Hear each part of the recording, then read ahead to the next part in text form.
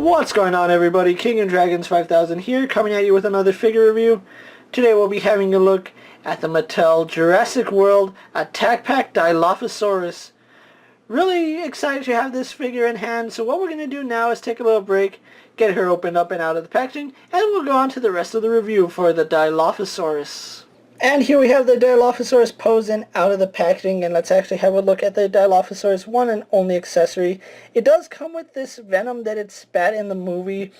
It's a really nice little accessory. You can peg it into the little hole that's in its mouth, and you can actually simulate it spitting the venom, and that looks really nice. I do love it, and I'll post a few pictures of how it looks spraying some figures in the face.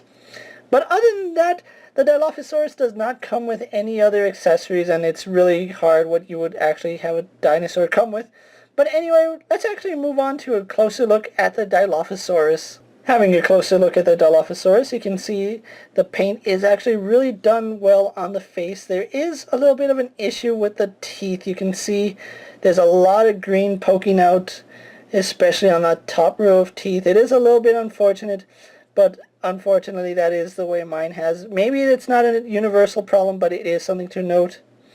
I do love the fact that the inside of the mouth is really nicely painted. It's painted with a really glossy paint, so it looks like it's the inside of a mouth and not just flat.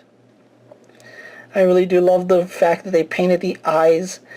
They have this black outline around them, and then we have a little red eye looking at you, and you can actually see the little slit in the eye, which looks really nice. The crest is actually done really well. It's actually painted on both sides, which I really do like, that they didn't just spray one side and then we have this side just green. The frill is actually probably my favorite part about this figure. You can see it's done with this darker red. Then we have the red going along the outside, some white right here, and then we have that same green that the plastic is actually molded in, but it looks lighter and it looks really amazing when you have the frill exposed like this. This is one of my favorite dinosaurs from the movie, so really glad I have it in hand. And then the body is just done in this green plastic. You can see there is a little bit of paint right here at the neck, but nothing on the underbelly, which is a little bit unfortunate. It does have this speckle pattern going through it. You can see some dark speckles of paint going on the figure. The detail is really nice. I love the scaly texture on it. One issue I do want to point out is that it is lacking paint on the claws and on the forefingers right here. There's really no paint apps, although it is sculpted to have paint right here.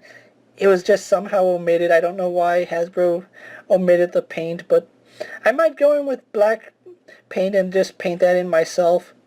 But we'll see how that goes. And then the tail actually has a little bit of paint on it.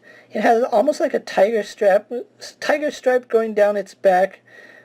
It would have been nice if we had that same design going along its back, but I don't know what Mattel was thinking when they were making this, so I can't really tell you.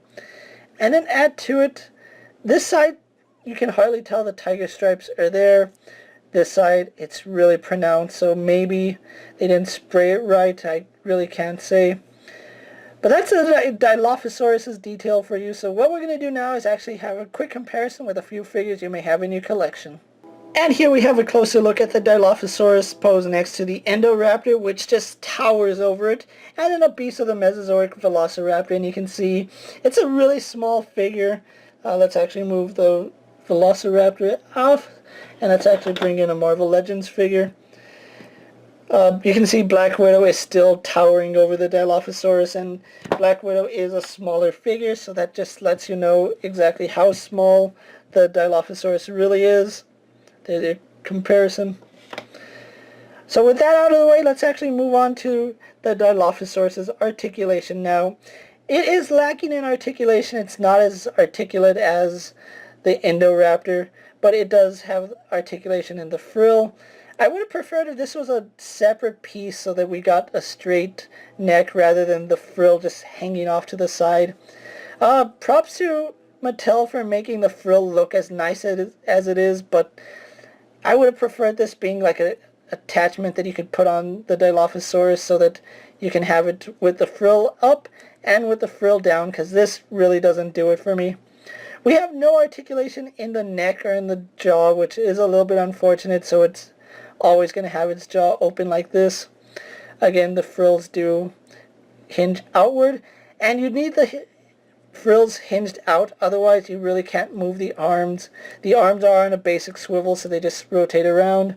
Legs, same thing, they're on a basic swivel, so they swivel just around. No articulation in the tail, and that's a really soft plastic. As well as having really limited articulation, getting the Dilophosaurus to stand is a little bit tricky. You gotta just find that spot where both feet are on the floor, and once you find it, it's gonna stand perfectly fine. But that's the Dilophosaurus for you guys. What we're gonna do now is take a little break, get it posed for my final thoughts, and then we'll wrap up this review, so sit tight everyone. And here we have the Dilophosaurus posed for my final thoughts. Overall, I still like the way this figure came out. I'm enjoying the way it looks.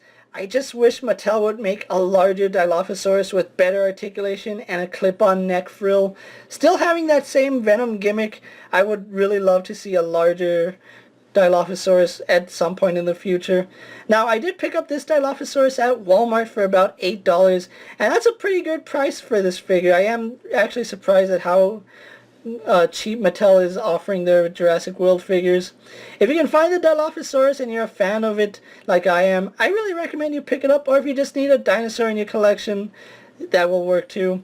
With that being said, guys, I'm KingofDragons 5000. Don't forget to like this video, leave a comment, subscribe to my channel, go check out all my other action figure reviews, as well as my Jurassic World reviews. Hopefully you find them informative. As always, if there's a figure you would like to see me review, let me know down in the comments, and if it fits in my collection, I'll definitely have a look at it. Until next time, guys, I'll see you later. Take care, everyone.